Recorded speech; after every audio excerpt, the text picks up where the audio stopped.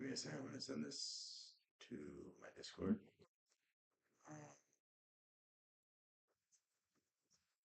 At least some people join. I'll be on for like a little less than 2 hours. I gotta go somewhere later tonight. Um, yeah. So then we'll just hang out. Yeah.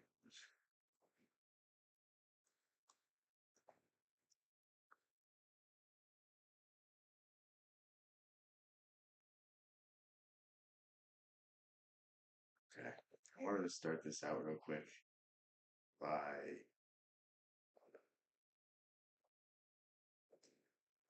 just going over because a lot of people have seen Mike Tyson. We're just gonna go over some cool stuff because he's fighting tomorrow. So um, I know it's not gonna be the same Mike Tyson. I know it's not gonna be the same person, but we'll watch some vintage stuff to make it not seem as bad. Because even if he does win, it's kind of gonna be sad to be like this guy was just a different animal years ago, and now he's this. You know what I mean? Like even if he comes out and has a great performance, like it's still you know you can't be 58 and fight like you're 28.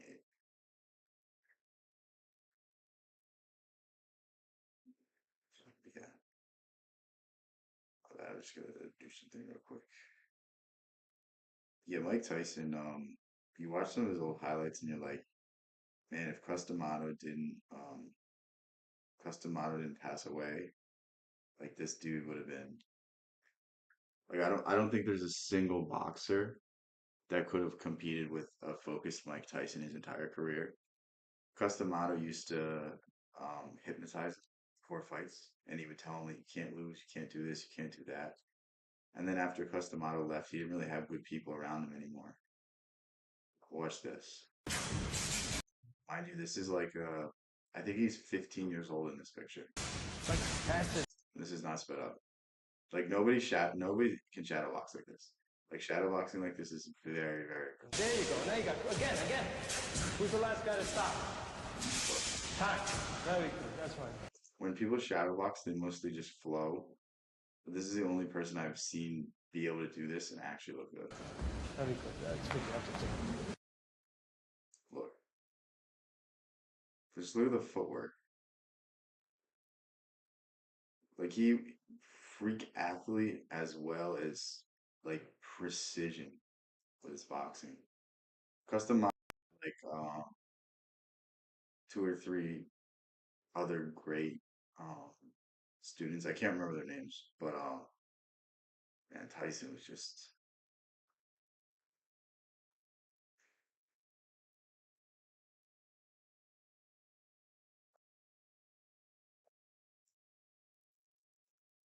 I don't know if I'll be able to.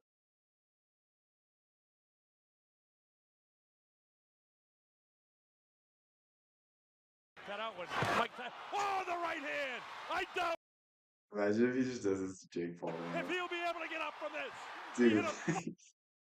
Okay.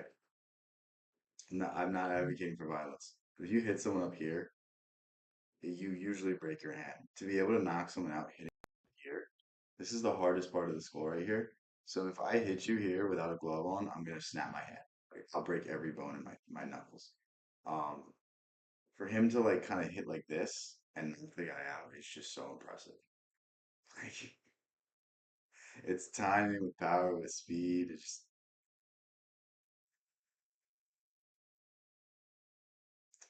just yeah. Flush on the jaw with the right Oh, hand. It's up to A bunch of. oh. Yeah, see there, he hits him on the jaw. When you watch Tyson, um, the scariest part about Tyson, this is the scariest part about it. So most people think that when you're boxing, the hardest part of it is getting hit in the face. It doesn't hurt. It really doesn't hurt unless you get punched in the nose, in the teeth, in the eyes area. That's where it hurts. I mean, if you get hit on the jaw, it like stings you a little bit, but it's not really that painful. It might give you like a dull headache, but that's the extent of it. But you get hit to the body, it is it's something else. Like it literally shuts your whole body down and it like vibrates through your entire like it goes from your liver all the way to the rest of your body. It shoots pain. It's like it's like Canceled big today and it's free shots. by a lot. Yeah, Las well, Vegas after doctors. he gets his The feet back, doctor's we'll check. tentative release rescheduled for September 7th, which marks the second time since Tyson's release from prison. A body's been postponed in November. A broken thumb delayed his bout with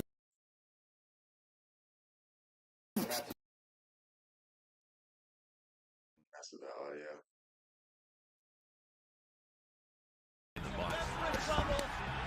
The body shots that made him so deadly. Tyson was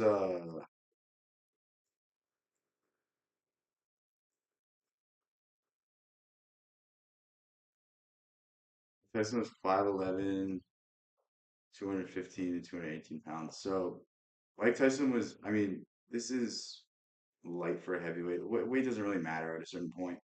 Um, I mean, the difference between 215 and 230 in boxing really isn't that big of a deal. Boxing is a lot different than MMA. It's a much bigger advantage when grappling's involved. But boxing, it's not so much because boxing you can kind of overcompensate for it. What's up, Hypnodio?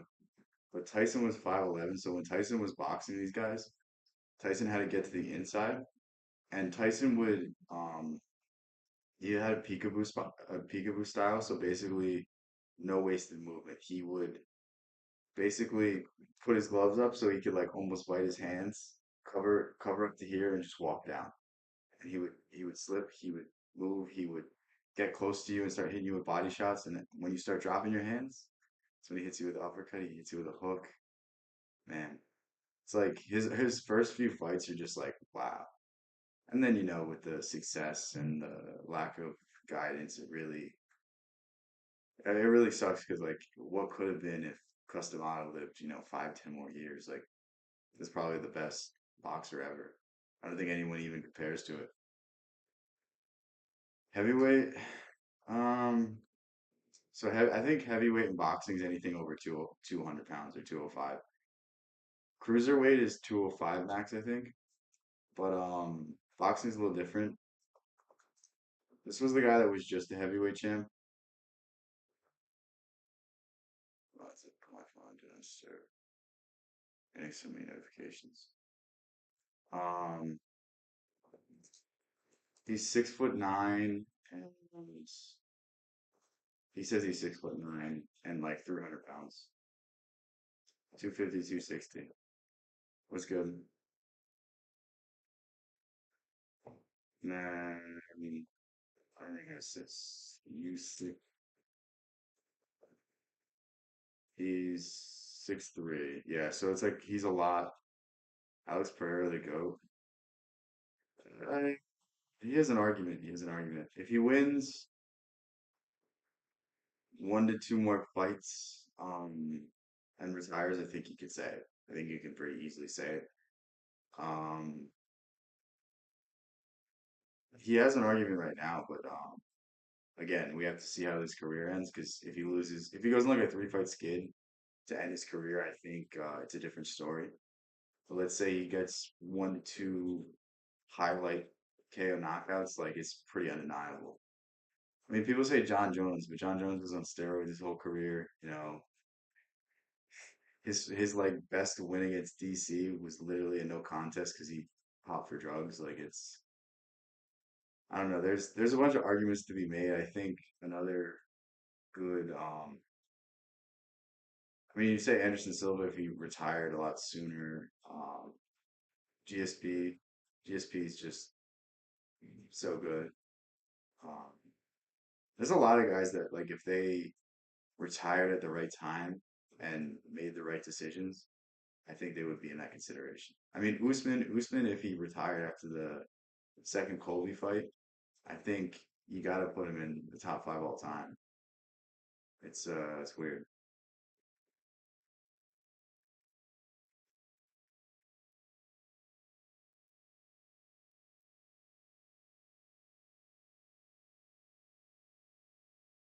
Do you know who he's talking about?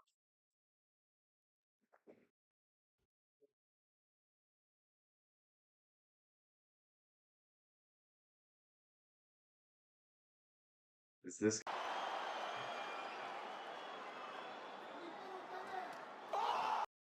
guy.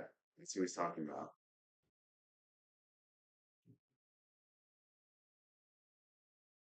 Yeah, dude. Pereira is. That might get copyrighted, honestly. How do you spell it? What is he? 11-2. I don't know what I can show you. I know the UFC is gonna. That might get copyrighted right there, to be honest. But this guy is a dog. Um, I mean, just you want to see his record? It's insane. TKO, TKO, TKO, TKO. He only has one decision, I think, in the UFC. I guess he went to decision against Bruno Silva, but literally, like, he's only 11-2, and or 12-2, 10 wins by knockout. Like, that's preposterous. He has one submission loss, and then Izzy got him with one. But I'm telling you, this guy's a dog. This guy is like, I mean, like I was just saying, 1 to 2 more fights like he just had. I think, I think there's a real argument for him to be. I think there's a real argument that he can be the best ever. Within the same year, he's been the middleweight champ and the light heavyweight champ, and he has like 2 to 3 title defenses this year, like something crazy.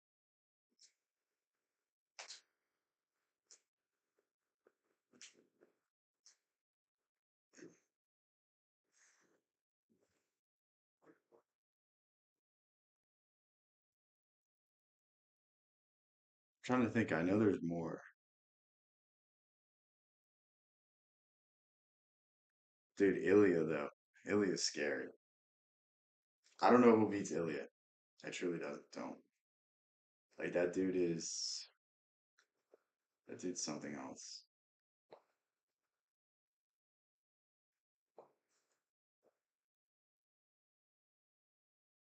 Yeah,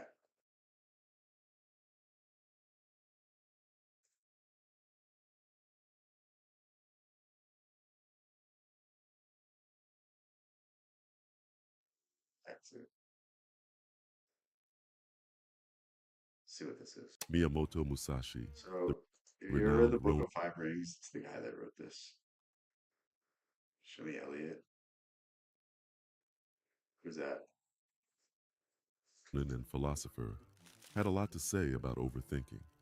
His teachings focused on controlling our thoughts, and who better to learn from than a guy who constantly faced swordsmen trying to get him? He had to master So this guy was like the best samurai who ever lived, and he was also like a very deep thinker.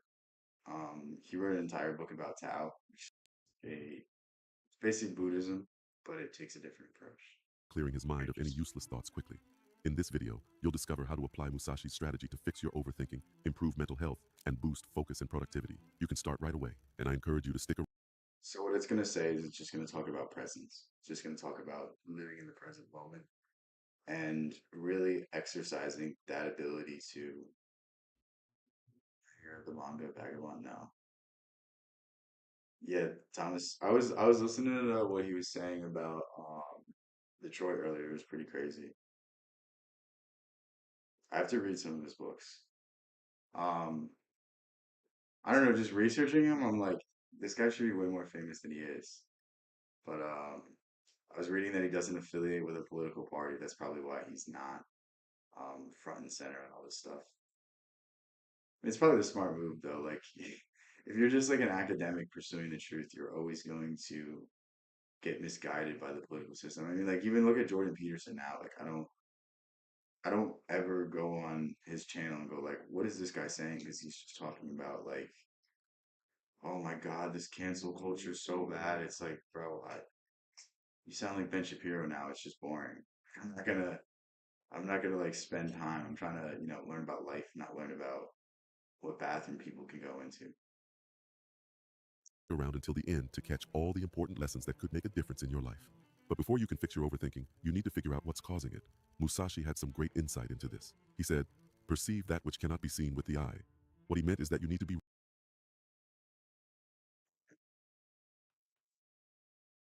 I'm gonna search it on my phone first so we don't get banned. I don't know what it is.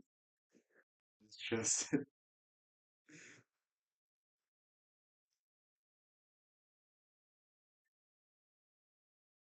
I know some manga's crazy.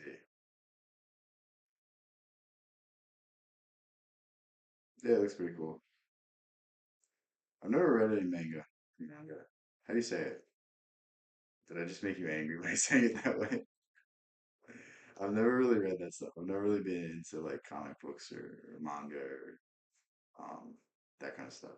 Not that I wouldn't find it interesting, I bet I would, but there's just so much to do, man. It really is. That's the easiest way to say it.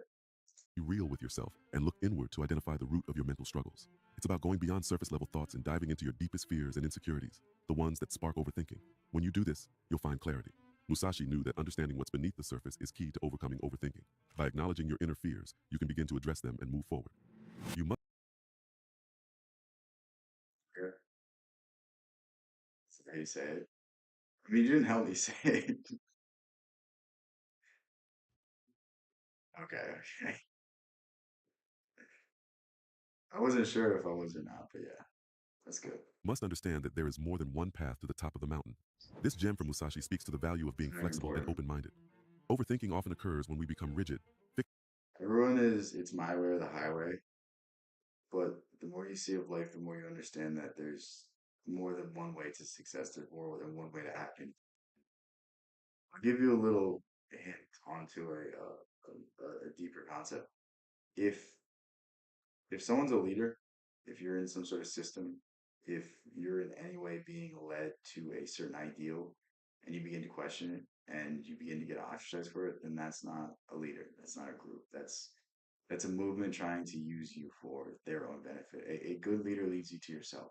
Someone that you're following, if they don't urge you to be everything you can become, to explore your own methods, to explore your own way of life, then it's just you got to find something else. Thoughts on the election? What about the election? There's no path, only the perception that we're on. I guess, yeah. I mean, there's no goal. Is that what you mean? I think we all have, like, the path is unwinding yourself. I guess. I don't know. I mean, I agree with it in certain ways. I don't agree with it in other ways. Because I'm just talking about the path in terms of a journey, in terms of like experiencing life. That's all I'm talking about. I'm not saying like there's set ways, but are you saying that like people think that they need to do certain things to become successful? fixated on finding the perfect solution. Musashi's advice is straightforward. Be adaptable, accept that there's more than one way to solve a problem, and let go of the anxiety that comes from perfectionism. We often feel like our lives are mapped out for us. Society's blueprint says, born, go to school, get a degree, get a job, work until retirement, then that's it. But this path doesn't suit everyone. Overthinking tends to appear when we sense that we're meant for something different, when the standard path feels out of sync with our true desires. It's as if there's an internal conflict between what society expects of us and what we genuinely want. Having a shadow. It's Jungian psychology right there. It's crazy how you see in Taoism the same things that are brought up through Jung or brought up different ideas. It's kind of interesting to see that like there's just some universal truth that's in everything. Musashi's wisdom is pretty relevant here. He suggests stepping back and observing this battle. Overthinking arises when our imposed beliefs battle with our true desire. You guys want me to keep watching this video? I think it's kind of cookie cutter. Question now, what can you answer when asked? Yes, yes. To find joy in the monotony, to find joy in the tediousness of things. That's the purpose of life.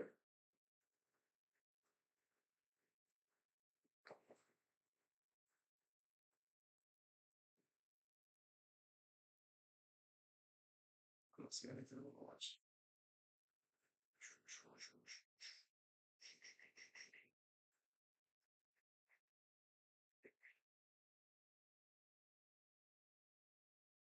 You guys want to watch Kevin Samuels?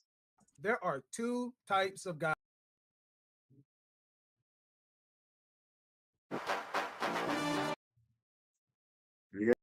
Samuels.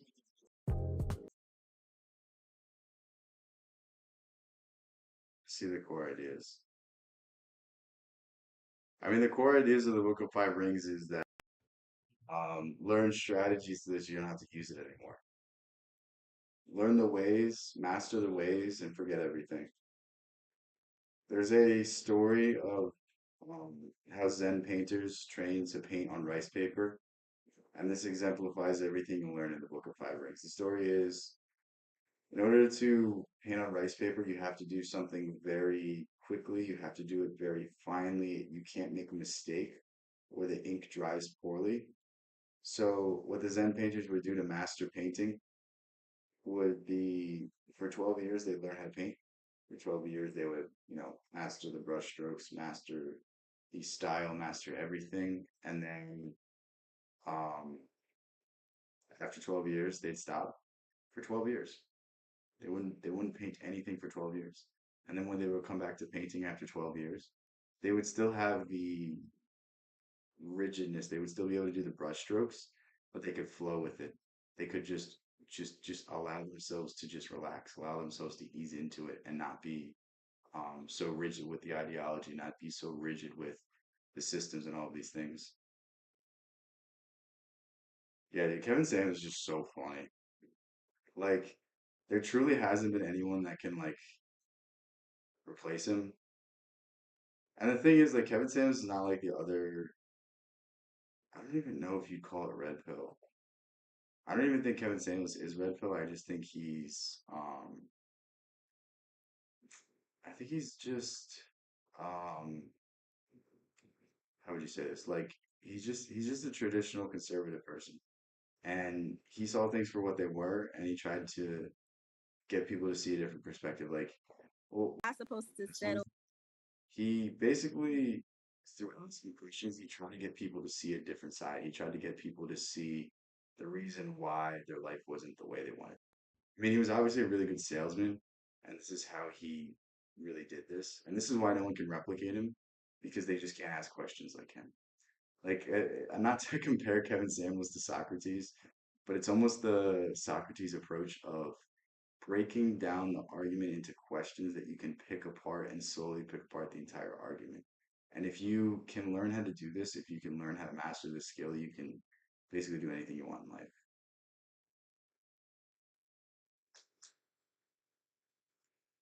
Yeah, not relying too much on one tool, mastering all the tools and knowing how to use them and when to use them. That's a really good one.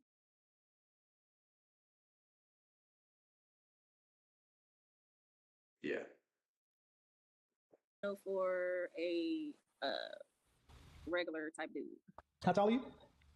I am 5'3". Dress size? I am a medium. Dress size? Number? Um, a 10. How much did you weigh last time you weighed yourself? One. It's like he just looks at statistics too. He kind of takes the emotion out of it.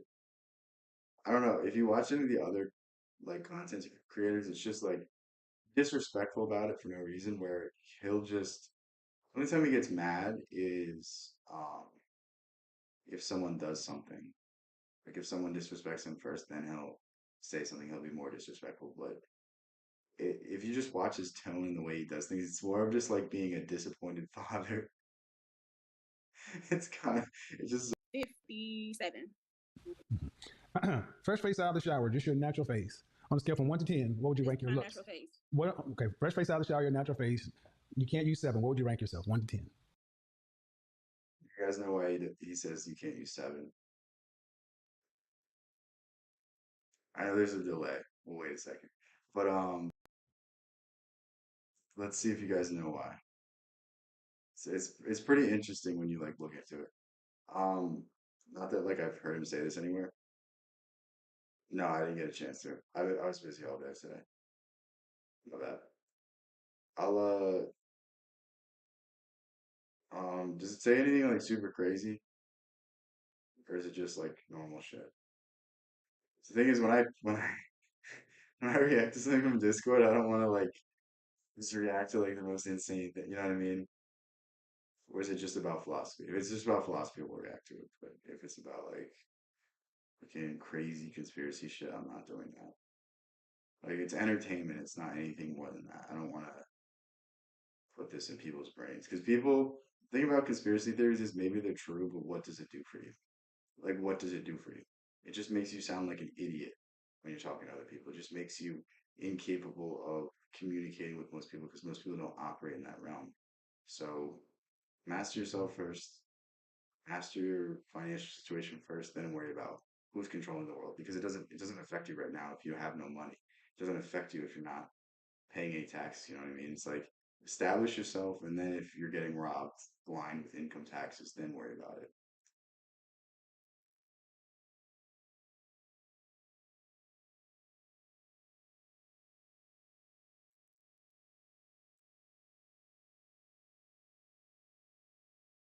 You can react to it. A 6. Okay. He said don't use seven because every girl's gonna use seven. No girl wants to like seem that they're at least in this setting. When you put them on the spot like this, you're like I'm a 10. I mean, now they say it on the other shows, but like the reason why he says you can't use seven with a fresh face is because seven is not unattractive, but it's not like a 10 out of 10. So he's basically forcing them to say six. Or if they're going to say eight, nine, 10, and he's going to be like, Beyonce's an eight. That's what he's going to say. If you watch enough of his content, you see that's what he does to kind of set up the entire discussion. And he's really just trying to frame it in the perspective of like, look, you've been sold that you can, have your cake and eat it too. But the truth is like the world's not all sunshine and rainbows, and there's hard realities that we all have to face. And like, if you actually want to be in a family, like if you actually want to have a family, if you actually want to have some of these things, like you're gonna have to sacrifice part of your current lifestyle, part of your current habits to, have a better life. And that's such a simple message, but people got mad at him for it. And again, it's because of just the way he did it, the way it was promoted, the blogs that it hit. It's an easy target. You can always, I mean, I'm not gonna even get into the politics of, you know, A 6 is right above average. A 5 is average, right? You're 5'3", 100, dress size 10, so that's above average weight. 5'3", you should be roughly dress size 4. 4'6", 125 pounds. Even if I believe you're 157, 160, you're almost 33 pounds, 33% over your ideal target weight. I And you was have 2'8". listen. If you're average to cute looking, if you're below average health from a weight standpoint,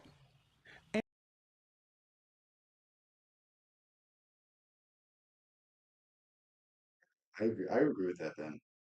I think a lot of people destined for certain things simply because they're not willing to um, start deconstructing their beliefs, start understanding that the beliefs they hold control them and that these beliefs can either be good or bad. And you can filter your beliefs, you can filter the people around you, you can change your environment, you can change the way you react to situations. And when you can do this, you can basically change your reality. So I probably agree with that then.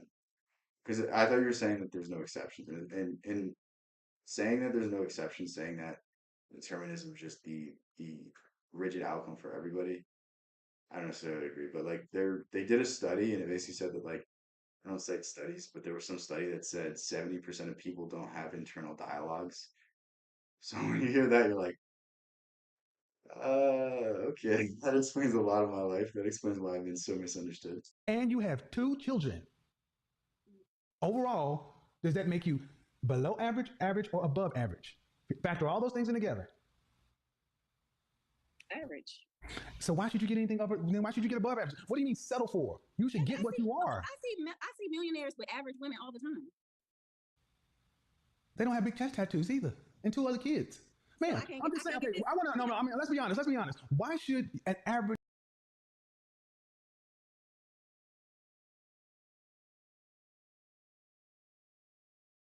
Or not word study. Have you heard of the Japanese? That one's interesting. Um, Supposedly it's debunked, but basically it was proving metaphysical principles by saying that this guy did a study of ice cubes, and as he was freezing them, he would say positive things to the ice cubes. And when he was saying the positive things to the ice cubes, they were forming more beautiful structures. They were forming more unique structures. But when he was saying negative things to these ice cubes, they were forming. This is a scientific study too. It was accepted for a while, but then it got quote unquote debunked, which just means that it wasn't. It just means it wasn't supporting whatever political agenda scientific community wants to put across. But basically, it was showing that when you say negative things to ice cubes, they form worse structures. It's just so crazy.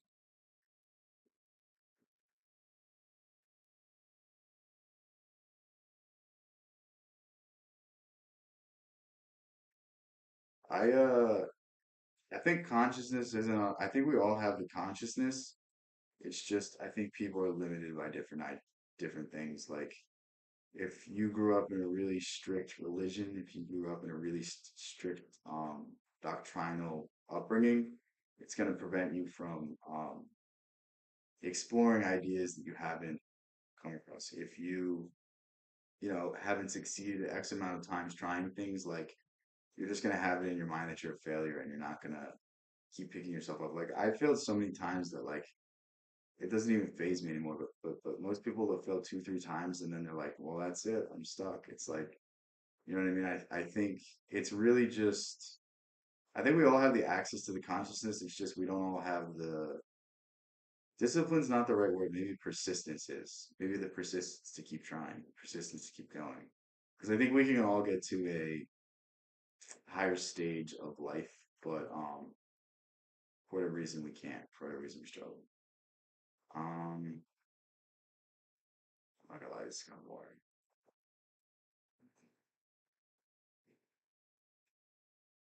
Uh, what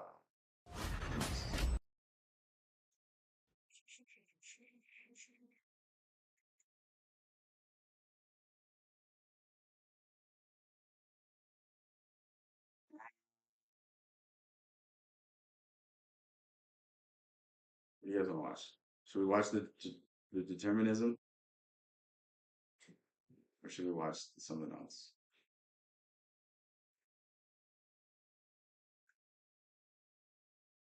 See, like when you said like, because this is just a book title, and then you're attributing it to me about to Musashi. I just don't like stuff like that. It's just weird.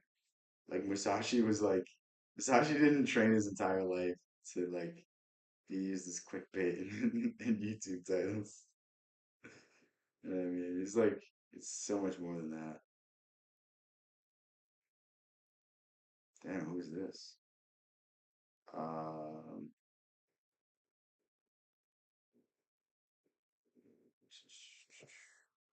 what do you guys want to talk about?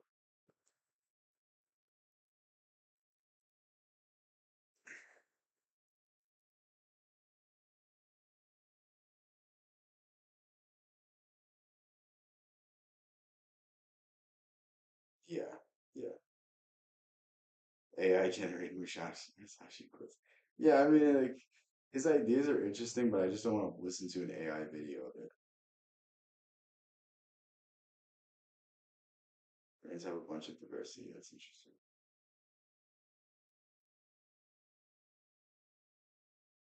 Yeah. I mean, it was Carl Jung that said you need to treat the individual as their own unique ecosystem and treat them with a unique approach. Like Jung didn't, not necessarily saying that he didn't believe in diagnosing people with stuff, but he didn't believe in going by the book. He believed that it's a case to case thing, and while you can make a generalization that might help you treat the person better, it might also come at the expense of the best treatment. So always take these things into consideration. Hold on, I'm sweating over here. I'm gonna turn on my air.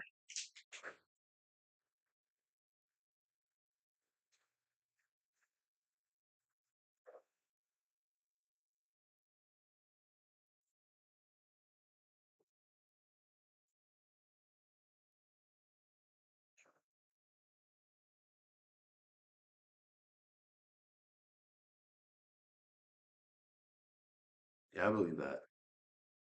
If you hit your head. Should we treat ideas like living things? I mean, ideas exist on the mental plane. They transcend our physical realm, and ideas can never die. Once you think something, once you say something, that idea is out there forever. And who's to say that it's not influencing people in some other way in terms of the collective? You know what I mean?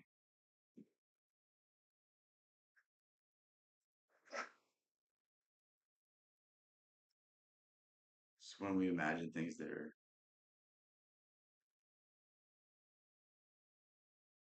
I guess, science doesn't understand consciousness at all, though. So I think we like all we can do is really speculate. Like the difference between the ancient approach and the modern approach is that the ancient civilizations understood that there's some things humans will never be able to comprehend, like creation. So that's why they just attributed it to God. Whereas modern science tries to explain it away and they still can't.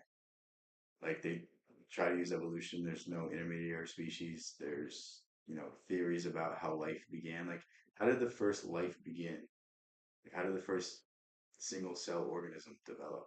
How did it become like, you know what I mean? It's just like, how does this stuff work? And you're like, the more you try to prove it, the more questions are formed. The harder and harder these things become to prove. So it's like the the ancients kind of just accepted the fact that you'll never be able to figure these things out and worry about other issues. They kind of just laughed and had reverence for the fact that we're living. But the modern day existence is like, maybe if we find out how things were made, we'll find some meaning. And it's like, you're getting away from the point.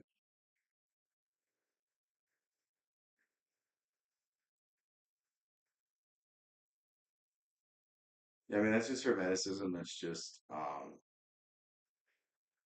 esoteric. It's not.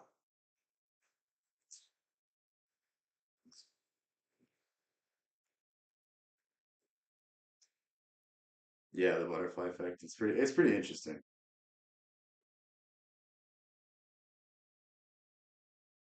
Mm. Guys, we should watch this. We're gonna get off our asses and then go do push-ups. See what Robert Greene has to say. Hello, everyone out there. My name is Robert Greene. The most important thing that you can discover or learn, which is what I call your life's task. So, you're a detective looking in the interior of your childhood, of your early years, for those kinds of details. Hello, everyone out there. My name is The idea I was just saying is like the ancients didn't try to understand God. They didn't try to explain things that can't be understood. Um, they just understood that certain things were out of their control. And it's literally what we were talking about with Camus. It was just laugh while you're pushing that boulder. Laugh in the monotony of everything. Laugh that you really have no control, that you really have no say over really like most of your life. It's kind of just like you can make small changes, but those changes will eventually disappear. Like you're a speck of dust in the grand scheme of things. Like that's really what it is. Laws of Human Nature is the best book. It's literally his best book. Robert Greene. I'm the author of several books. My first one is perhaps the most famous one, The 48 Laws of Power. I've also written The Art of Seduction, The 33 Strategies of War. I co-wrote a book with the rapper 50 Cent called The 50th Law. I did a book called Mastery, Mastery is a really good book. I haven't heard enough people talking about that. Jesus and salvation go hand in hand too. of the Laws of Human Nature. My most recent book, The Daily Laws. I mean, determinism is just trying to like. I think it's like any ideology that is removed from God. It's just trying to explain things without a higher a higher force. But I mean, it's just like, how can you explain the human mind without faith? How can you explain the human mind without superstition? Like you really can't come up with a good reason. You really can't explain these things away. Yeah, I think like being agnostic is not like, how do I say this without being offensive? I don't think it's like I don't blame you for being that way. Atheist, I'm just like I don't I don't know how you go through life because if you don't think there's anything beyond yourself, if you don't think there's any meaning beyond yourself, like how do you how do you exist? You know what I mean? Yeah, no, that's fine. That's fine. As long as you're open, as long as you are perceptive to the idea that however much you think science disproves God, God disproves science. There's just as much evidence of God as there is for science. That's truly the thing. Like, however much science has disproved the existence of God, it still has a long way to go. It still will never do it. And to try to describe the world in purely objective means, to try to describe the world in just the material sense, it it just leaves so much to be desired. It just leaves so much on the table. And to really understand humanity, you have to understand God. Because if humans weren't capable of thinking something's outside of themselves, capable of thinking something's better than themselves, then we wouldn't be living in the society we've lived in. Every great creation comes from the faith in something deeper. It doesn't necessarily have to be God, but in essence, it is God. Like when the pyramid was built, even if it wasn't a temple to a god, it was a faith in the human ingenuity, a faith in the human capability. They created something that hasn't been matched to this day, a marvel so intricate and so well designed that people are baffled thousands of years later. And it's like, if you don't believe there's something to faith, if you don't believe there's something outside of ourselves, I don't know what to tell you. Whether it's responsible for everything that happens to us, whether it's something we control, whether it's something to worship, these are the questions we can begin to answer. But not understanding the power of faith, the power of belief, is really just saying that you're not gonna be all you can be. Because if you believe in yourself, even if you don't believe in God, in essence, you're believing in God. Any sort of belief is a belief in God. Even the belief that there's no God, it shapes your world. Our imaginations are God. We have the creative forces inside of us. Everything's created twice. First in our mind, second reality. When we understand this, we understand that we are God's vessels. We truly are. Like, is Frank Sinatra singing? Is that a man singing, or is that God speaking through him? When Picasso was painting, when Da Vinci was painting, when you're watching the best movie you've ever seen, is that just a work of art, or is it a work of something beyond what we can explain? When you look at your mother, when you look at your loved ones, when you look at your girlfriend, your wife, whoever it is that is that just chemicals in your brain, or is that something more? And to explain that with just chemicals is crazy to me. To explain that we're just some flesh and we're not much more than that, that's where you really lose me. I wrote a quote once in my notes app: "We are God seeking through His kind."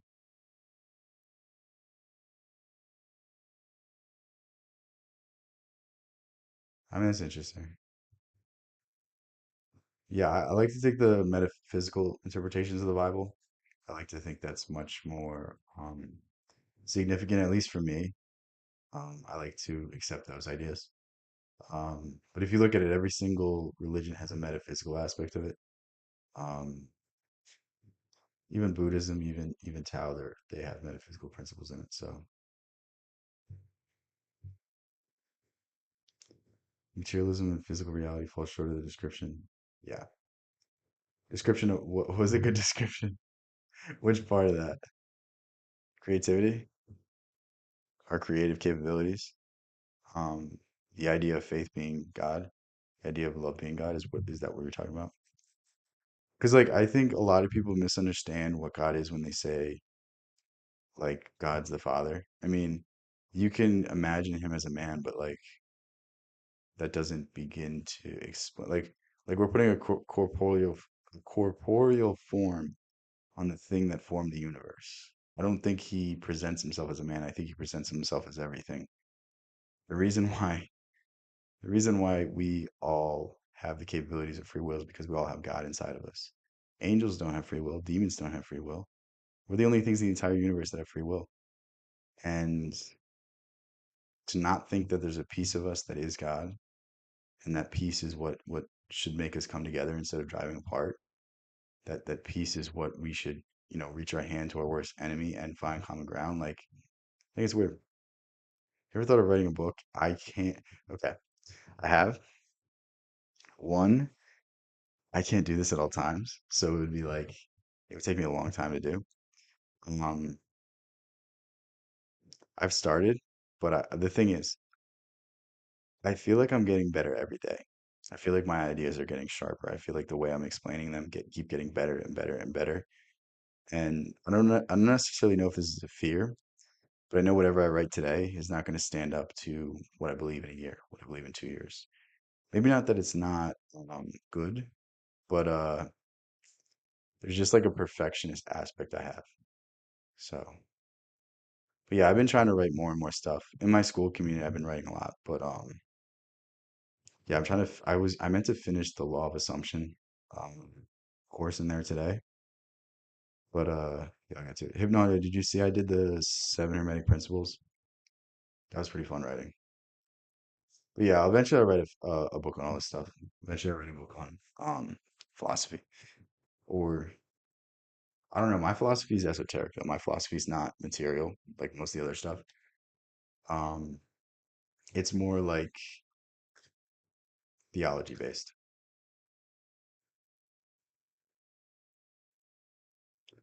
To take the idea seriously and to enjoy the love. Yeah, I did see that.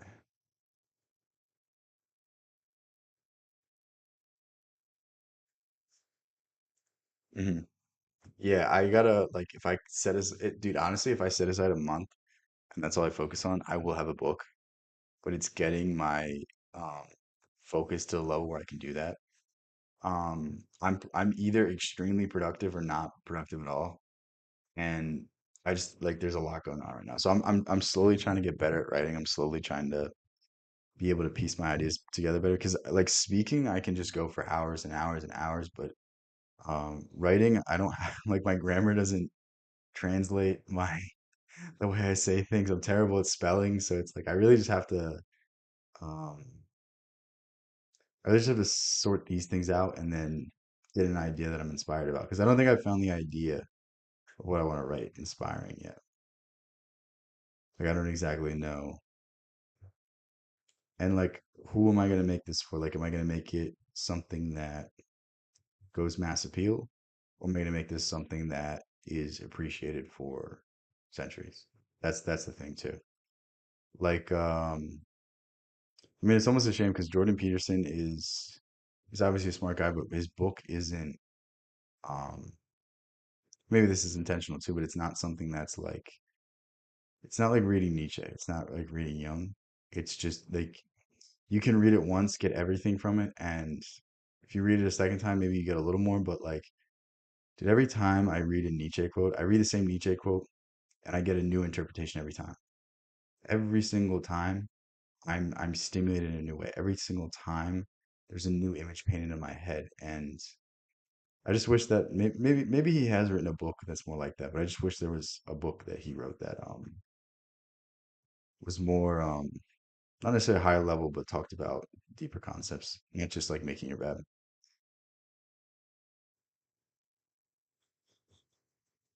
Yeah, yeah. I think if I wrote a book, it would be like a collection of things. I don't think there would be very much structure to it. Like I don't think Emerson ever wrote a book. Emerson just wrote essays. So I think if I write a book, like at least start doing it that way, where it's just more a collection of ideas, me breaking down certain concepts, me explaining them, and going through it that way. I think that's the structure that would work best for me. But I really just need to, again, just put my mind to it. If I write out the ideas that I want, if I just get an idea on paper that inspires me, I will start writing it. But I haven't done that yet. So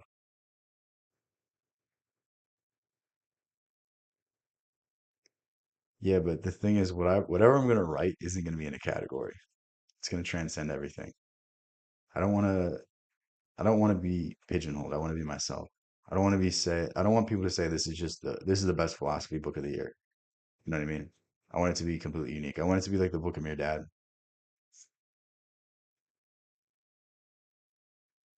Just make video format if they're not that big. I mean, what do you think of it doing? Oh, you mean like with pictures and stuff, where I explain things using pictures? Yeah, honestly, if I just get an okay, we got to get this thing to the point where I'm making good money off it so we can hire editors. And the second we can start hiring editors, the second we can start upping the production quality, I think a lot of things are going to change. And I think a lot of things are going to just continue to get better because simply if we just throw more money at the problem, something's going to fall through. So it's like once this thing gets big enough where we can start making decisions like that, I think that's going to be something interesting. Yeah, I was about to say I just reviewed a book, but I didn't post the video. Um, I just read this book, Notes from the Underground. I read Crime and Punishment as well. I liked Crime and Punishment at the time. I read it in high school. Notes from the Underground was pretty good. The next thing I think I'm going to read by him is White Knights. Is that what it is? It's either White Knight or White Knights. And then I don't know, the Idiot. It's just such a funny title. I feel like I have to pick it up. I was reading what it was about. I was like, oh, this kind of sounds interesting. Where it's just a guy that's like so naive, he doesn't understand what's going around him. I think that might be an interesting idea. Yeah, I like Dostoevsky. He's pretty good. Um, Interesting life as well. Interesting life. I think it was Nietzsche said that Dostoevsky is the only psychologist he ever learned anything from. So I think it's pretty good compliment. Even though Nietzsche was just, his own animal. Found his first job to replace himself. Notes from the underground. Yeah. Who can relate to the idiot? I mean, I thought it was Christina, but I guess it could be you too, right? Dude, Christina is like we while she's not in here, we just have to be. Is she real? Is that a real person? Like I genuinely can't tell. I have absolutely no idea if Christina's a real person because every day she joins my stream, she's like, "Oh yeah, guys, can you help me? I'm stuck. I stuck my arm in between my bed frame and my bed, and now I can't move." Or she's like, "Yeah, I just sat on my dog. I just broke my dishwasher." Like every day there's something new. Is it just me? I think Jessica was saying yesterday that like she's like, I think Christina's an AI bot. I would be like, I'm not shocked. Dreams of a Ridiculous Man. Send that in Discord so I remember. Prescriptions are wait, what are her subscriptions? I- I'm not I'm not gonna go to her page on stream because that's like I don't want to like violate her privacy, but that would be so funny. She said she was yeah, she's weird. She's something wrong with her. Do you have a book that you hate that others? Yeah. Um, so any book that really focuses too much on materiality. So like a lot of people say Atomic Habits is the best book you'll ever read. It's a good book. It really is a good book. Like I'm not taking anything away from the author. It's changed a lot of people's lives, but dude, it's just so boring. It's just so boring. And 4 Hour Work Week. Again, some interesting ideas, but it's like he basically just does the Indian method. Like, have you guys seen that going viral where it's just like you pay some Indian guy $2 an hour to be your personal assistant and he does all your work for you? He literally just did that, and that's the book. It's like, what? And again, there's a few interesting ideas. Like one of the good ideas I learned from that book is do the most efficient work. Do the work that's going to be the easiest and give you the most effect. And that was good. Three by Ted Decker. It's a page turner. They're everywhere. Well, it's just a standard of living. So like, I mean, $2 an hour here is you're living under a bridge. $2 an hour there is like that's a pretty good income. Like you'll be able to stretch that pretty far there. So it's really just more of a testament to like what the dollar does here and how we have the highest spending capacity, but um, we don't really have the benefits that other countries have. Yeah, yeah, I agree with that. No, and dude, it's a book that probably will help people that are really, really, really early on their journey. Like if you're 500 pounds, read Atomic Habits. If you're somebody that really struggles to do anything throughout the day, read Atomic Habits. But if you need to read a book that's going to tell you you have to make good habits easy and bad habits hard, then I don't know what to tell you. I think you have bigger issues. Like there's something psychological there too. There might be something neurological as well. Yeah, if it was 100 pages, I think it would be a lot higher on my list because I just don't like when books drag on. Like this book is even too long. Think and Grow Rich. This is one of the best books I've ever read. Power of Imagination, and it's 110 pages. Um, like don't waste my time to tell me the same thing. Don't waste my time to not do anything except waffle.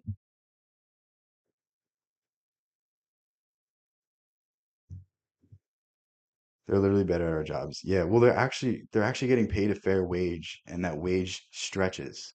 Why do you think people don't actually do their jobs here? Because, they might be making 50 grand a year, and for most of the world that's good, but for here you're literally below the poverty. Well, not below the poverty line. I don't know what the poverty line is. I think it's like 28, maybe 30 something. Like I don't remember what it was. But like dude, even if you're making 50, 60 grand a year, it's not like you're living like a king. It's not like you have freedom, like you have debt and you gonna struggle to pay it. It's like crazy. Even in Robert Greene's, yeah, some of the examples I skip. Some of the examples I like there's a chapter in Mastery where it's talking about some woman like studying how animals move or something for like prosthetics. I literally can't even remember because I skipped it and I was like, this is the stupidest fucking thing I've ever read. And I love Mastery as a book, but some of the examples I just don't read. I've not read The 50th Law by Robert Greene. I probably will never pick it up. I have a Thomas Sowell book. I haven't read it yet.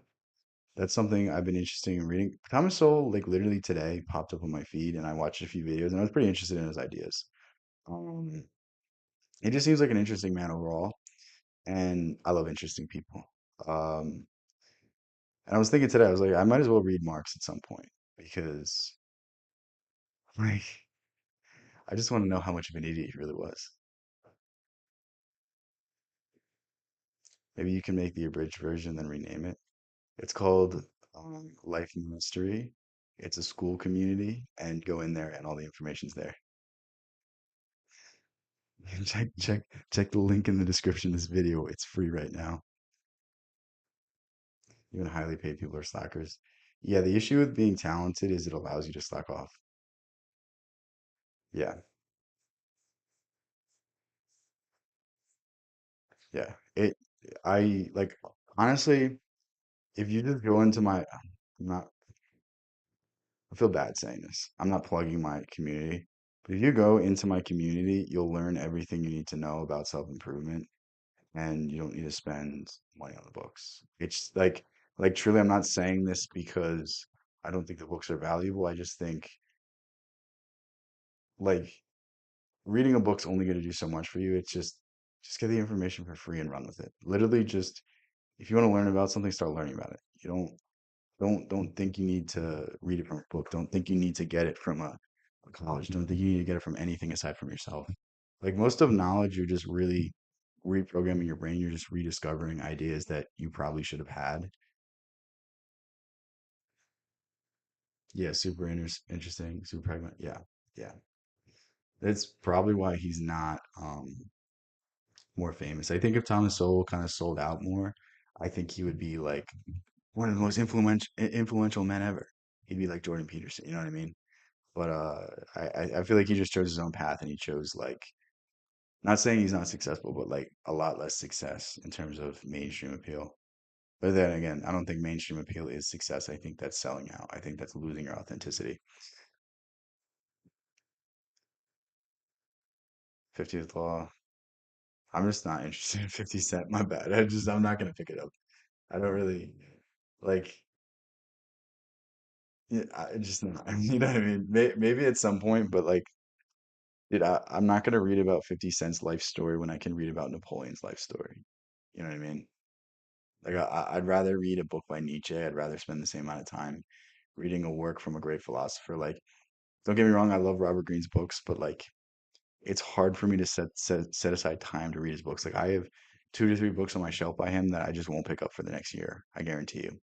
Like, I literally have to force myself to listen to his books on audiobook because they're so long. I want to learn so many different things, but I don't want to like I can only take so much of history. I can only take so much of stuff that's not religious, that's not more esoteric. It's pretty close-minded. Bro, I don't care about what a rapper does. I don't listen to rap music. It doesn't impress me. I'm impressed by Emerson. I'm impressed by Nietzsche. I'm impressed by Jung. I'm impressed by great minds. I'm impressed by people that, believe in the law of assumption, law of attraction. Like, I'd rather read that than read 50 Cent's book. You know what I mean? Like, I'm not gonna read. I have a friend. He literally has this book in his car, and I just laugh at him every time I see it.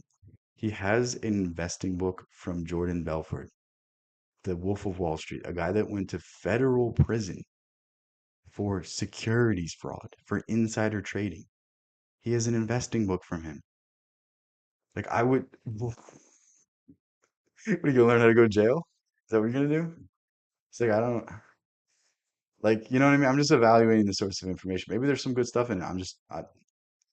Again, I might eat my words at some point, but for right now, you know what I mean? I definitely believe that. Oh yeah, no, I definitely agree that Solo is going to be someone that's going to stand the test of time. Like, just based off of the ideas I've heard from him, like he's going to be seen as like an unrecognized not Jesus, genius. I can't speak right now. But yeah, no, he's a pretty cool guy. Um, the broad range of topics he could talk about too was really, really interesting to me. Um, like I watched like an hour of his videos today, and all the different points he hit on, I was like, damn, I wish I learned this shit in college.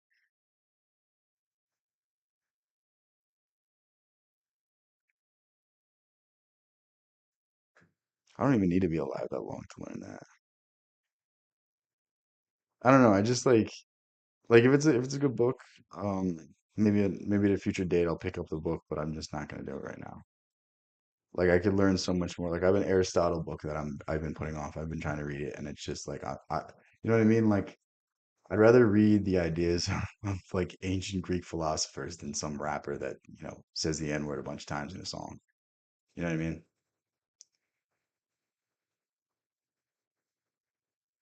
Bro, stop using my own words against me. Some people are better conveyors of the words of God. I mean, some people are just better at expressing ideas. They have more to say. Um, you know what I mean? I mean, the thing about socialism, communism, you don't even need to read a book to understand. You just need to understand that every single government throughout history has always considered like every single person that works for the government always puts their interest before the people, every single time. And this is not for every single person in the government, but every single system, every single branch, every single thing is basically motivated by yourself first. A lot of people put their interest before the interest of their constituency, and how could that work if you're in a communist and a socialist system? That just means that the money is concentrated at the top. The people at the bottom, who are supposedly the owners of the means of production, they're not getting any of the money because, Stalin's keeping it all. The Chinese party's keeping it all. Like it doesn't work because people are inherently greedy. People inherently aren't going to be fair. People aren't fair. I don't know why we need philosophers to tell us this. People are not fair. Nobody on that scale is going to look out for everyone's interest if they can't see them in front of them. Maybe if they're a family member, they won't screw them over, but even people screw over their own family members. People cheat on their wives. You're going to trust them with hundreds of millions of dollars? If you're going to cheat on your wife, you're telling me you're not going to take hundreds of millions of dollars if given the opportunity? Okay.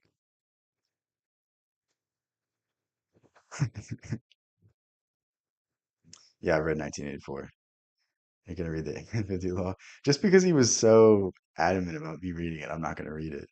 If you want me to read something, just be like, it's a bad book. If you just mentioned it once, there's a chance that it becomes like a unconscious memory and it's gonna pop into my head when I'm at the bookstore.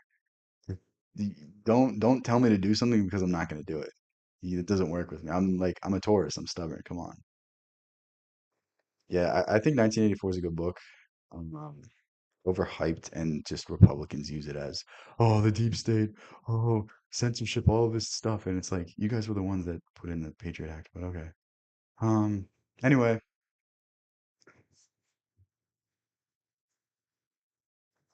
yeah, exactly. Like socialism and communism works in an idealized world. It works in theory, but it doesn't work in reality because, we're dealing with unconscious people. If we were dealing with people that were enlightened, people that were more fair, people that were more just integrated in terms of psyche, like then communism, socialism will work, but en masse people never do that because en masse people are lazy. En masse people want to get given something instead of work for something. I'm not saying that certain people don't deserve handouts, but there's a fine line to everything. Brave New World is worse. Should I read that one?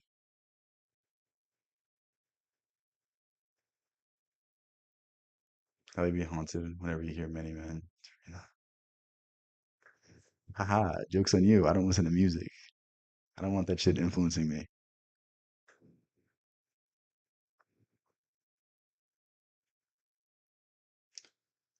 A real thing called ether. That's interesting. Managerial revolution. Never even heard of that. Yeah, no, I mean, the thing is, everyone recycles everything from everyone. Like anything you read is just recycled. Um, it's recycled and repurposed usually. Like there is the transformative value. Aldous Huxley's great. Perennial philosophy is good. Guys, send me the book suggestions in the Discord now when I'm live. I promise you, there's a much bigger chance that I'll read a. If you want me to read a book, there's a much bigger chance if you send it in the Discord that I'll read it. Um, yeah, 1984 is weird. I mean, it's like I don't know. I think it's just a natural extension of these ideas. And like I think it's pretty obvious to understand that people sacrifice their rights, their freedoms for safety. That's always what people have done throughout history. Um, I mean, even if you think about feudalism, like the reason feudalism worked is because people were getting killed by all of these bandits and everything, and they needed the protection of a lord, of someone who had an army. So what they do, they signed these leases that they couldn't get out of, and they basically became tied to the land. And I mean, really, a lot of human decisions are based out of fear and discomfort. And if you can offer a solution to fear or discomfort, you can basically get whatever you want.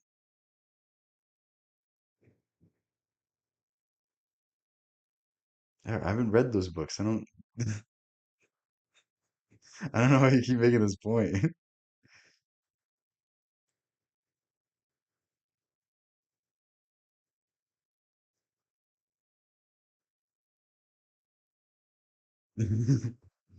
I think it's just people like reading the messages wrong.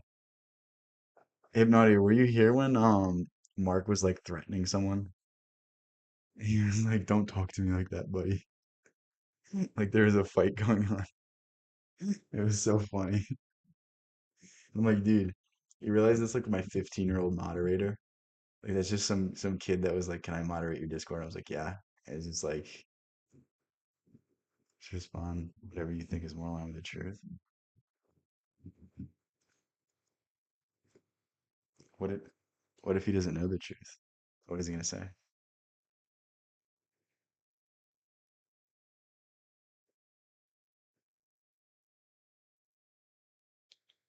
But you didn't see that coming. I didn't. Yeah, you got me there.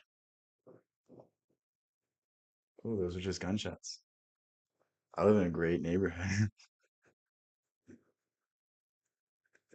That's crazy. I haven't heard gunshots my entire life. I've heard them more here in 2 months than I ever have. Dude, Mark is just like when well no, Mark was like angry at Tricky because he like made a joke in the Discord. He was like, I don't take kindly to people insulting me. And then, I guess a month later he's like trying to help him with his issue. It's kind of funny. It's a really short fuse.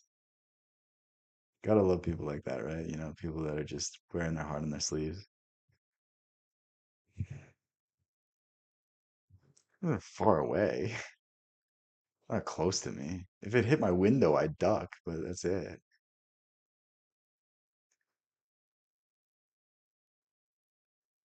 I mean, even if we think we know the truth, we probably only know 1% of it. You're an AK one? That's insane.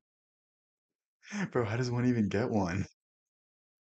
That's like, I bet you if you got caught with that, you go to jail for like 15, 20 years. There's no way you don't. That's like, that, I feel like this is a serious charge. I'm not even gonna look that up because I don't want to get put on the list. Yeah. Well, everyone's like, just stand up to your bully. It's like, dude, if he could stand up to his bully, he would. Obviously, he can't stand up to his bully. You know what I mean? It's like, if he just laughs along with it, it's not going to affect him. But if you get upset about someone bullying you, then they're going to keep bullying you because the reason they bully you is because of the reaction. Like they want to make you feel bad about yourself. They want to make you feel as bad as they feel in the on the inside. It's that simple. I mean, dude, I feel like it'd be pretty easy to get caught. Like you're telling me that you're not gonna get set up trying to buy that shit.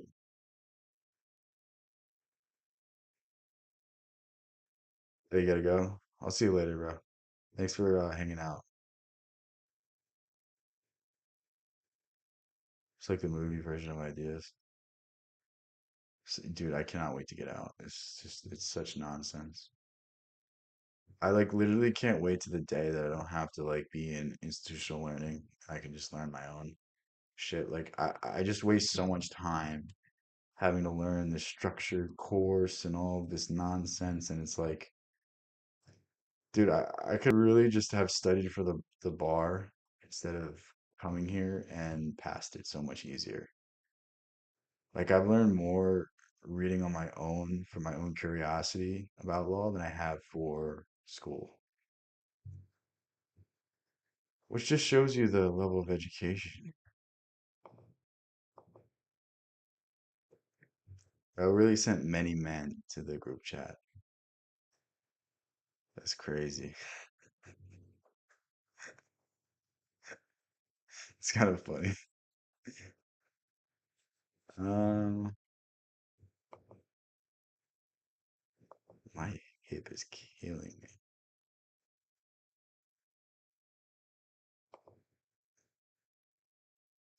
Bro, we've been over this for like ever. I've talked about it so many times. Do you not pay attention? Yeah. I thought I told you this. I don't know. It's probably because Christina was distracting you. That's definitely what it was. She's distracting everyone now. Oh, no. Let's find a good video.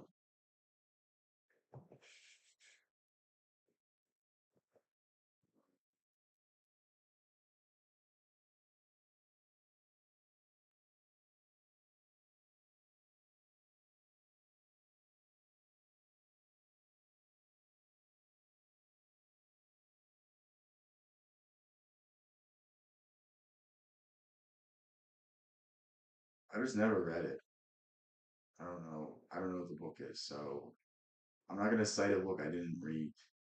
Don't even know the name of the author or everyone else. You know what I mean?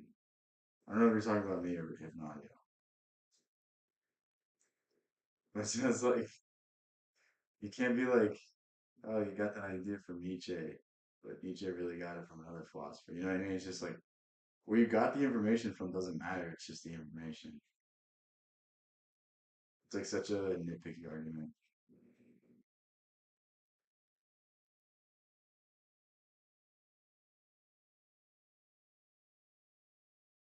Hmm. Should watch the 4B movement. Shit's so stupid. See what the Oh, I felt I could do oh god, we gotta listen to him spit up. I can't listen to this guy at normal speed. anything with my willpower, but somehow this compulsion to take drugs was completely impervious to it. Within a month, I was shooting heroin, and that was my kind of drug of choice. Holy shit.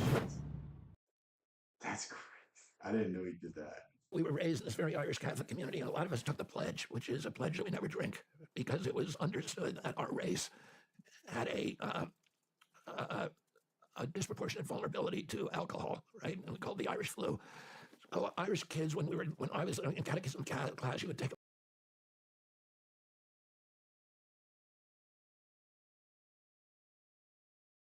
Yeah, my head cooking so. No, I mean you probably we just don't know the book. Like if we don't know the reference, we're gonna reference the book we know. You know what I mean? That's really all it is. But yeah, it's a good book. It's a good book. Everyone like I just think it's cringy to cite that book and be like, it's literally 1984 because that's like what Candace Owens and Ben Shapiro say. It's like, oh, it's 1984. It's like you guys are making millions of dollars to waffle. Yeah, I saw you sent many men. Guys, should we time out for that? Damn, it's late. It's only 8 o'clock, right? It's crazy. Good night, though. Thanks for joining. We'll see you later. Damn, calling a strain, bro. Should we ban him? Is that what we have to do? Should we do a poll?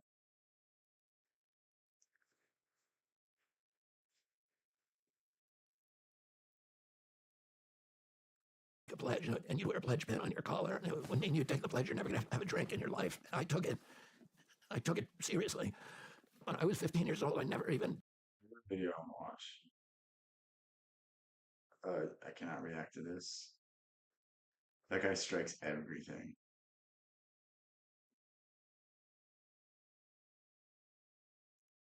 One of the things that a lot of us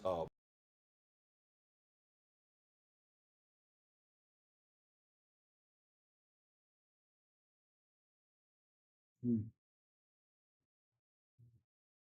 Very strange. are curious about and we're enamored by the 60-year Bro, this is just not correct. It's talking about RFK. It's not talking about John F. anniversary of your uncle's assassination just recently passed us. And every time a president candidate is running, if I become a president, I'm going to, release 100% of the files and then afterwards they get in like, well, not necessarily a little bit, maybe later, all this stuff. For yourself, I know you work with, in California, you actually met. Yeah, John F. Kennedy was the best president we ever had. Truly the best president we ever had. Sirhan, if I'm not mistaken. You had a meeting with him, and you stated you believe in the overwhelming evidence that he is not your father's killer, even writing a letter to the parole board on his behalf. There is nobody else that's felt the pain more than the son of a father who was assassinated, who That's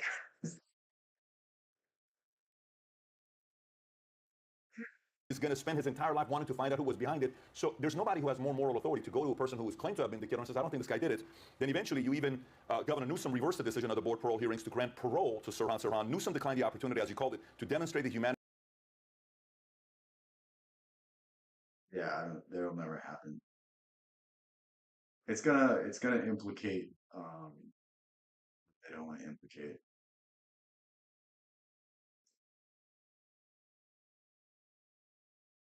Compassion, and idealism of our justice system to which my father devoted his life to. This is you saying this. So, one, you become a president. Are you 100% committing to releasing every data intel you Go on my phone. Make sure I'm not looking at something crazy.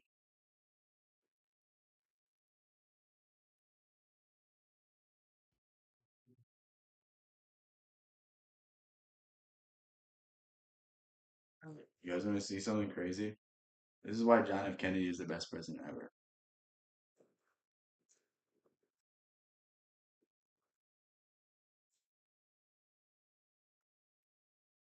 John F. Kennedy did not allow this to happen. You can look that up on your own. We're not gonna talk about it.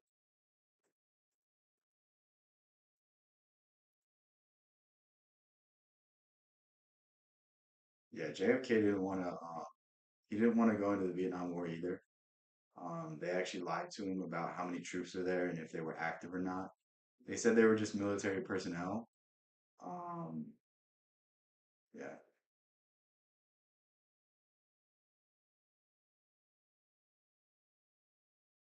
I mean, dude, if he releases the documents, then it's good because the American people deserve to know what happened. You know what I mean? It's like if it was a simple story, there wouldn't still be speculation today. If it was what we were told, there wouldn't be these different theories, these different um, you know, I didn't want to call them conspiracy theories because like there's something there. There's something there about JFK that just doesn't add up. It just doesn't make sense. Um, like there's just a lot of stuff. There's a lot of factors that are weird. So a lot of things that are like I think the weirdest thing is was it Jack Ruby? Jack Ruby is the weirdest part about it. You have, even if that means undermining the CIA, which many of these fear that if you do that, the American people, as if they don't trust the CIA enough, it's going to go even lower than lower than lower, you know, of where we're at with that. So one, are you willing to commit to that? And two, when you hear stories about Sirhan still being in jail, why is Newsom not releasing him? Yeah, I mean, I'm going to release them, you know, immediately. Release all the time. Now, I find it odd that President Biden, first of all, it's illegal not to release them. On the 2017 JFK Assassination Documents Act, everything had to be released. You know, so The entire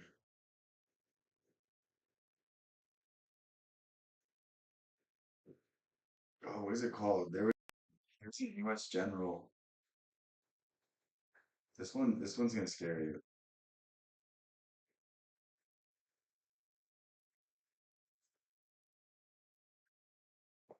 Look this up. Not this.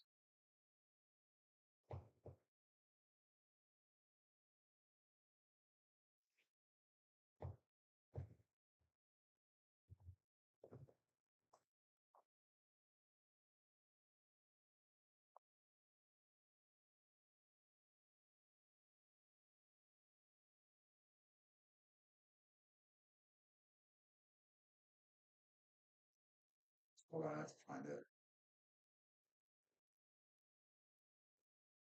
There was a there was a coup attempt of the United States government. Not not the sixth of the first month. It was another one. It's not in any history textbook though. and by 2017.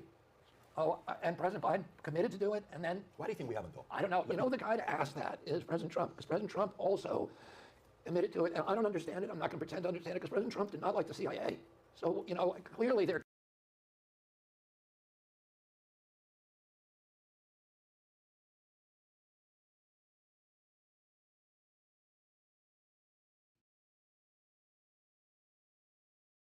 I found it.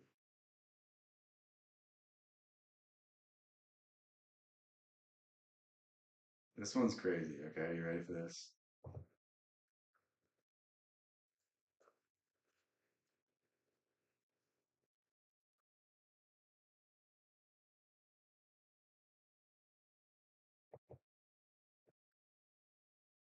So this general basically got the backing of like a lot of bankers, and he eventually backed out. But there was like a coup attempt. You'll never learn about it. It was very it was very close to taking over the U.S. government. keeping it quiet. Not be, everybody. I hate that I know this shit because then you try to have a normal conversation with people, and you bring up shit like this. Like, I mean, this is a George Carlin one.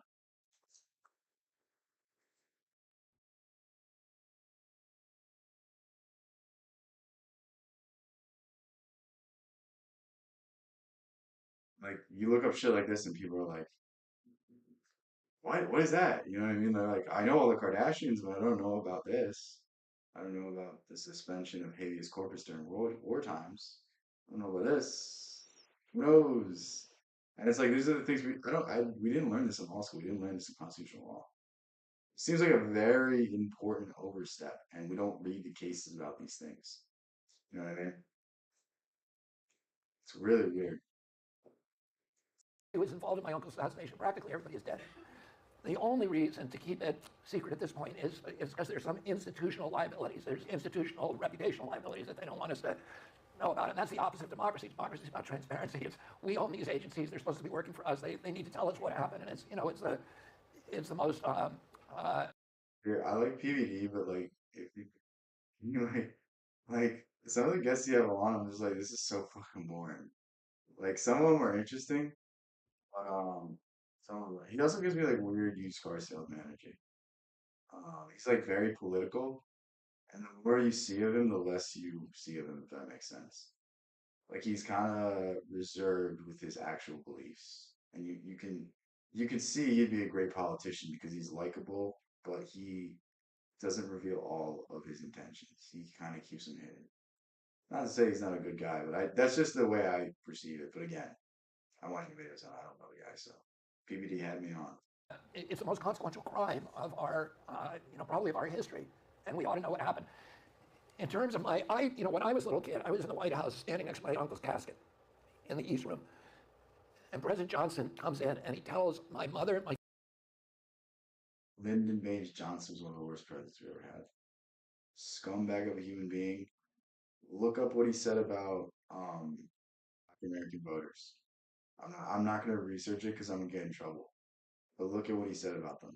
my father and Jackie, that a man named Jack Ruby had just killed Lee Harvey Oswald, who had shot my uncle, who they say shot my uncle. And at that point, I said to my mother and father, I said, why did he do that? Did he love our family? Because he did it in a police station in broad daylight in front of cameras. Why would anybody do that? And I said, did he love our family? It's never good to be the smartest person in the room. That's why, like, if you look at the best interviewers, they're good at interviewing, good at speaking. You know what I mean? Like, not to say that Patrick Bet David's not good at speaking, but like he knows his role, he knows his place, he knows that he's there to learn, he's there to listen, he's there to stimulate the conversation. That's almost more of a skill than just talking. Like I'd never be able to have a podcast because I don't think anybody would ever be able to match me in terms of the stuff I talk about. Um, I would be a good podcast guest, but I wouldn't be a good interviewer because I'd just start taking the floor. I'd start taking a shine. You know what I mean? So, um, yeah, would not be a good politician.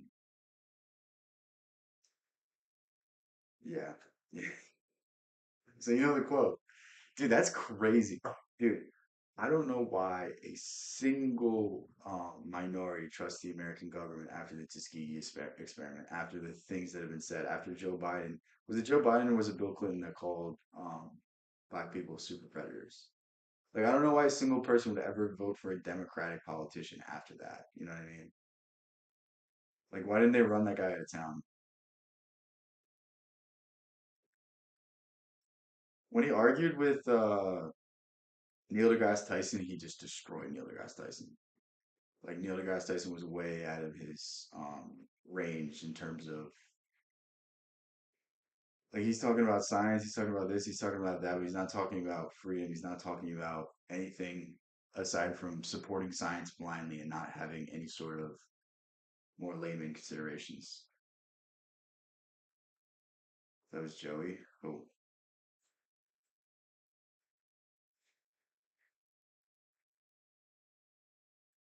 oh, Joe Biden. Okay, yeah, yeah.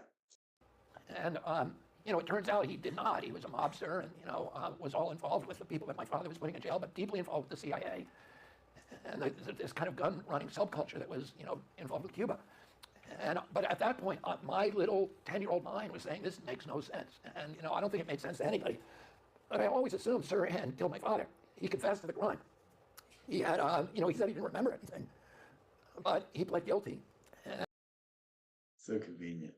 That is something that happens though. Your brain kind of will blind stuff out so that you don't remember things.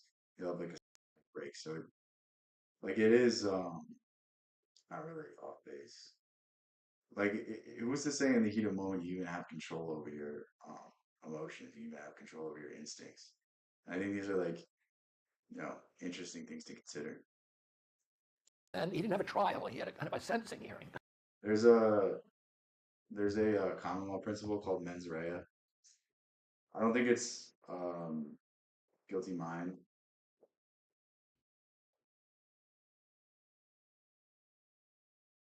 Yeah. So in common law, you need to prove that you were acting to harm. You need to prove that you were in some way acting to cause any sort of thing, any sort of recklessness. Um, but this is common law. We're not governed by common law anymore. Is mens rea in model penal code? Oh, it is. Okay, so you need to prove this. You need to prove mens rea. You need to prove the intent. Because I guess, I mean, the easiest one to understand this is manslaughter versus murder. Manslaughter is the intentional, or manslaughter is the unintentional killing of somebody. Murder is the intentional killing of somebody. Now, not to say that every like if you get in a car accident and someone dies, that doesn't necessarily mean you're going to jail. But if you're under the influence, then it does because that means you're automatically negligent. Or if you just blow through a stop sign because you're on your phone, that means you're probably going to go to jail. But like if it's a genuine accident, and something horrible happens, then you're not going to jail. It was an unavoidable risk, and you're not. As long as there's some burden, it's probably pretty high for this. Yeah.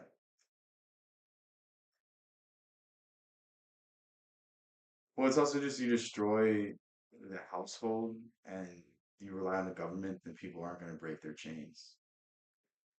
Like people just they exchange one thing for another and then they're just relying on it. You know what I mean? Like the there's all of these statistics that show that like um underprivileged communities were more they were better off when there was a stronger sense of community. They were better off when there was less government intervention, when the family was together. Because the bottom line is, dude, a strong family, a strong upbringing means good kids. There's all sorts of instability, if there's financial instability, if there's all of these other issues, if there's poverty, if there's no balance of masculine and feminine influences, like it's gonna be really hard to grow up as a really good person. It just makes it difficult. I'm not saying that you can't, but why are we gonna make it difficult for kids? Why are we gonna incentivize certain types of family arrangements? Why are we gonna say it's okay to do these things? Like it's okay to make your own individual choices, but I just don't think it should come at the expense of the kids, and I don't think we should justify it because that's just how things are now. I think we should actively find ways to make change, actively find ways to enlighten people so that they can live better lives, so they can make better decisions for themselves. You can't get rid of EBT and like all these other things either though, because I mean like there's so many people in this country that rely on their systems, and if you just cut them out, like um people are gonna start, people are gonna freak out. Like it's like anything. If the parasite clings to the host for too long, you can't kill the parasite without killing the host. I mean, it's the same thing with the Federal Reserve. Like you can't undo the Fed because what what's gonna happen? We can't instantly pay back all that debt. We can't issue our own currency. We can't do anything. You know what I mean? It's like we're just stuck with it. I mean, we can take steps to sort of get rid of the reliance on the welfare state. Like we could, instead of having over reliance on welfare, why don't we have people find jobs through the welfare? Like we subsidize them having jobs, we subsidize certain companies hiring them, and we pay that employer to pay them. You know what I mean? Like these are simple ideas that we can do, but I don't think there is an actual effort to make change. I think there's an actual effort to push the problem further down along the road instead of actually doing anything. So this is why we can't worry about other people. This is why we have to worry about ourselves. Nothing good comes from worrying about other people. The only good comes from worrying about yourself, fixing your family, fixing your community, and hopefully that makes the overarching changes that you are desiring. But until we fix ourselves, we shouldn't even worry about what other people are doing. I think that's the biggest mistake most people make. It's like why should I judge anybody else if I am not 100% okay with myself? This is literally the reasoning in let he who cast the first stone have done no sin. What's the saying? Mark, you not Mark. Hypnodio, you know the saying.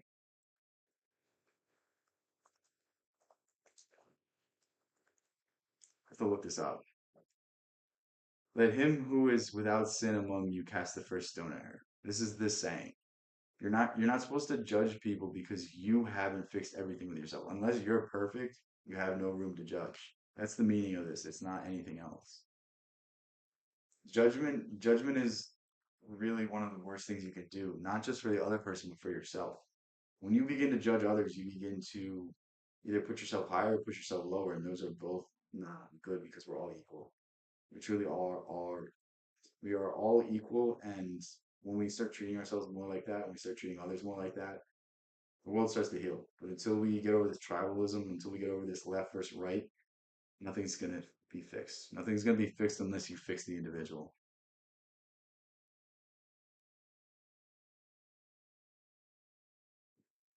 Yeah, no, I mean it's like there was a really good saying. It was when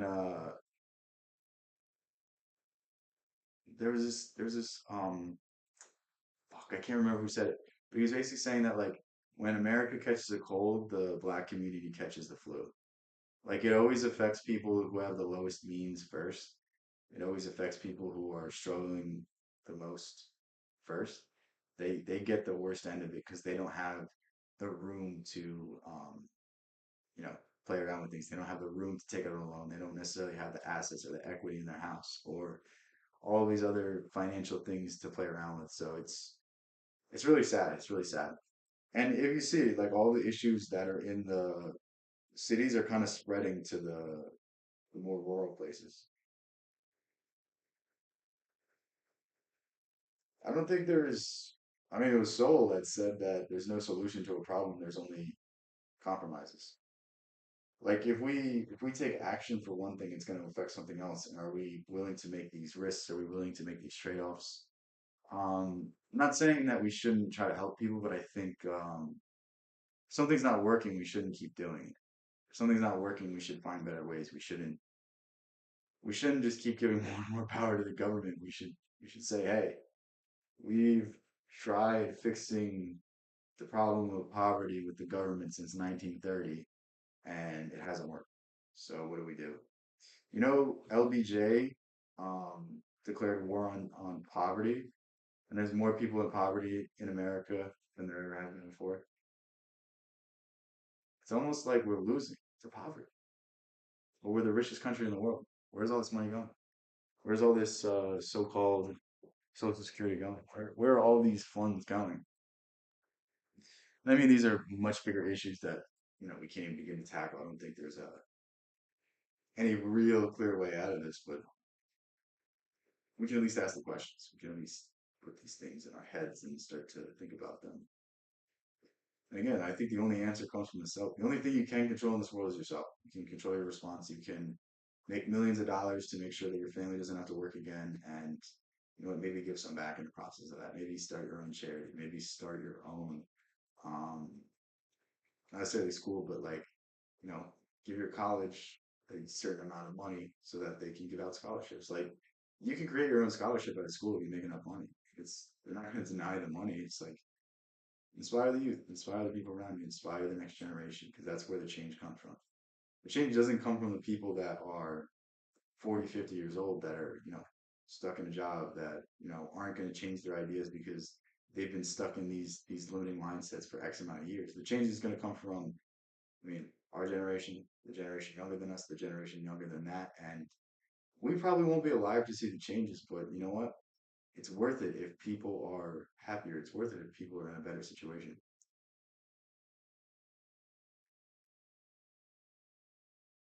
That's not going to happen though. You're asking people to go above and beyond. Most people don't take themselves serious enough to go above and beyond. Most people will see an issue and instead of solving the issue, they'll find something to bury it in. They'll go to a bar and drink all of their sorrows away. They'll, go to a dispensary and smoke all the weed they can and oh, I feel better for 2 hours, and then you become reliant on it. And then now that's your new crutch. Instead of facing your issues, you're running to something else. Yeah, you are. I am. There's not that many of us, dude. You know what I mean? It's like I used to have much more faith in people, but the more you see it, like even the people around me aren't inspired by me. The people that spend the most time with me aren't inspired by me. Why should I expect more from the entire world? You know what I mean?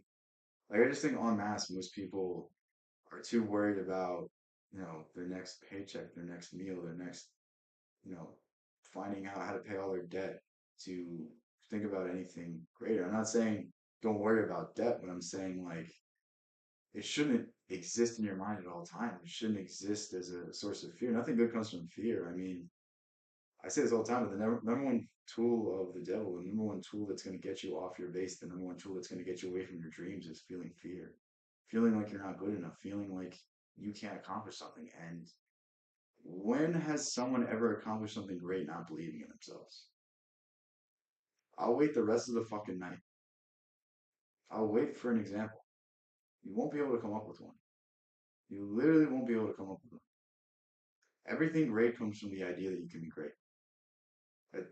As simple as that sounds, that truly is the secret to life.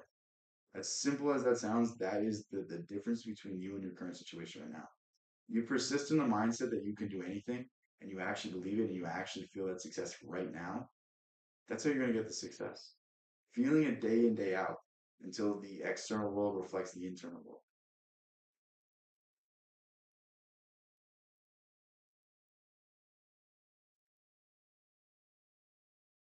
The prophet is not without honor except in his own town and his own home. Yeah. Yeah, well, the thing is, like, the people around me still treat me like who I used to be. They treat me like the insecure, unsuccessful, argumentative. I wouldn't say I was ever unintelligent, but I was not as well informed as I was today. And I mean, people are going to treat you how you appear to be, and you don't have to accept that. You don't have to accept how the world views you. Your perception of me is not my reality. My reality is what I fucking say it is. Your reality is what you say it is. Stop giving credit to the people that are trying to bring you down. Only give credit to things that bring you up. And this is exactly what I was trying to tell my moderator the other day, Tricky. Um, if he simply just believed in himself above everything, if he didn't give a fuck what anyone said about him, nothing matters. And no one's gonna disrespect someone with that amount of self belief. And even if they do, who cares? Who cares? I don't care what you think about me. You shouldn't care what I think about you. We're both gonna be dead in 100 years. What is it gonna matter? Are you gonna change the way you're gonna live because of what I say about you? Are you gonna change the way I live because of what I think about you? Are you gonna let what I view you to be the reality, or are you gonna let what you view yourself to be the reality? Like, why are we allowing ourselves to be controlled by other people? Why are we allowing ourselves to have our lives dictated by other people? You have the say. You have the free will. You can break the paradigms. You can break the ideas. You can break these limiting beliefs. Just focus enough on these things, and they just start to fold. Just start thinking of yourself in that state that you want to be in, and imagine how it would feel, and imagine what would happen, and imagine the steps to get there. Because I'm telling you, if you think from the end, if you think that you already can accomplish it today, then you're that much closer to accomplishing it today. It's the first step. If you think like you're the greatest basketball player ever, maybe you won't be for the next 10 years. But the more you can convince yourself, the more you're gonna be the next MJ. And it's like whatever we can convince ourselves to believe is what we're able to achieve. Yeah, we gotta be good examples for each other. Yeah, it's so much easier having good people around you because the people around you affect who you become. So, not necessarily saying that you have to cut everyone out, cut everyone off, but you just have to be really, really careful with who you give your time to, especially when you're feeling down. You don't want to give your time to people that aren't moving forward. You want to be inspired by the people around you.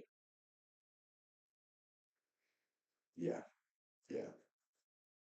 That's what most people don't understand. Like simply by changing your environment, you can affect the biggest change in your life. So if you're stagnating right now, like if you're not making progress in a gym, change the gym you go to.